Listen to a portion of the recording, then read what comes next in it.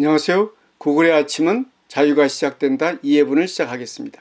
당장 내일부터 할 수 있는 일, 팀과 일터를 바꿀 10가지 업무 규칙입니다. 첫째, 일의 의미를 부여하라.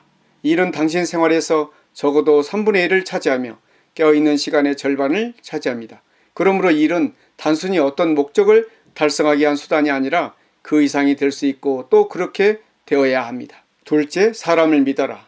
사람은 본질적으로 선하다고 믿는다면 행동도 그렇게 하는 것입니다. 직원에게 투명하고 솔직하게 모든 걸 공개하라입니다. 업무와 관련해서도 직원이 자기 목소리를 기탄 없이 내는 것을 권장하는 것입니다. 셋째, 자기보다 더 나은 사람을 채용하라. 객관적인 기준을 미리 설정하며 결코 타협하지 말고 새로운 채용 기준이 예전의 기준을 비교해서 더 나은지 주기적으로 점검하는 것입니다.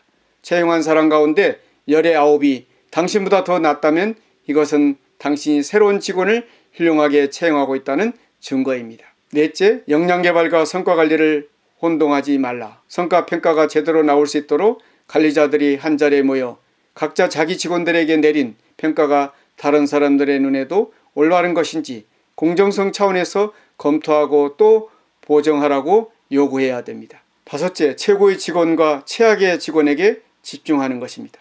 최고의 직원이 처한 환경과 이 직원이 갖고 있는 기량과 배짱 등을 종합해 무엇이 이 직원을 최고의 직원으로 만들었는지를 알아내는 것입니다. 전천후 최고의 직원만이 아니라 특별한 분야에서 특출한 직원을 찾아내는 것입니다.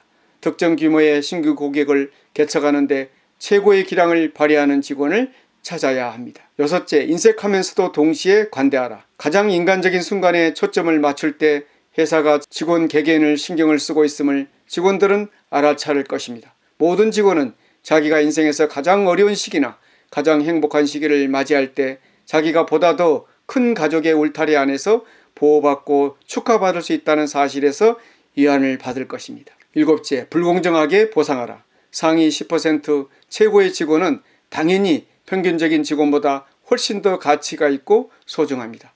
평범한 직원보다 훨씬 많은 보상을 해줘야 합니다. 이럴 경우 그런 대우를 받지 못하는 직원들이 섭섭해할 수도 있지만 왜 금전보상에서 그런 차이를 둘 수밖에 없는지 솔직하게 얘기해야 합니다. 그리고 본인도 이런 대우를 받으려면 어떻게 하면 되는지 설명해 주어야 합니다. 넛지, 슬쩍 옆구리를 찔러라. 주변의 물리적인 공간을 당신이 진정으로 바라는 행동을 할 수 있도록 정리하고 재배치하는 것입니다. 직원들이 서로 협력하길 바란다면 칸막이 벽의 높이를 낮춰라. 그리고 직원들에게 메시지를 보내는 방식에 신경을 써야 합니다. 현재 진행되고 있는 활동과 관련된 자료, 직원 수를 공개합니다. 그러면 더 많은 직원이 자극을 받고 그 활동에 참가할 것입니다. 아홉째, 점점 커지는 기대를 관리하라. 주변 사람들에게 실험을 시작하기 전에 이 책에 있는 여러 가지 발상을 실험할 것임을 미리 알려라입니다. 이렇게 할 때 사람들은 보다 더 쉽게 비판자에서 지지자로 바뀔 것이며 일이 잘못되더라도 당신의 선한 의도를 알아줄 것입니다. 마지막으로 즐겨라. 그런 다음 첫 번째로 돌아가 다시 시작하는 것입니다. 위대한 문화와 환경을 만들려면 끊임없이 학습과 개조가 필요합니다. 한꺼번에 모든 것을 다 해야 한다는 강박관념에 사로잡힐 필요가 없습니다. 발상 하나를 가지고 하든 10개를 가지고 하든 일단 시작하는 것입니다. 그리고 실험을 통해 학습하고 프로그램을 수정하면서 시행착오를 거쳐야 합니다. 구글이 특히 잘하는 한 가지는 20억 명의 사용자를 대하면서도 10명의 사용자를 대할 때와 마찬가지로 신중하고도 믿음직하게 일하는데 필요한 여러 제도를 구축하는 일입니다. 회사 내의 자유로운 환경을 조성하려면 다음과 같습니다. 사람 운영 부서의 4가지 원칙인데요. 첫째, 열반을 추구하라. 매력적인 사람들과 인터뷰를 하고 환대를 받으며 도움이 되는 사람을 만난 덕분에 불과 몇 주 만에 한층 더 생산적인 사람으로 바뀌고 수많은 기회들이 자기 옆에 펼쳐지므로 하루하루가 끝없는 놀라움의 연속입니다. 이 길을 따라가다 보면 당신은 점점 더 나은 리더가 되고 또 기업가가 됩니다. 구글 직원에게 인적 자원 열반이란 이런 것입니다. 둘째, 자료를 바탕으로 미래를 예측하고 기반을 다져라. 어떤 직원의 승진이 다른 직원에 비해 늦을 경우 이 직원이 회사를 떠날 가능성은 매우 높습니다.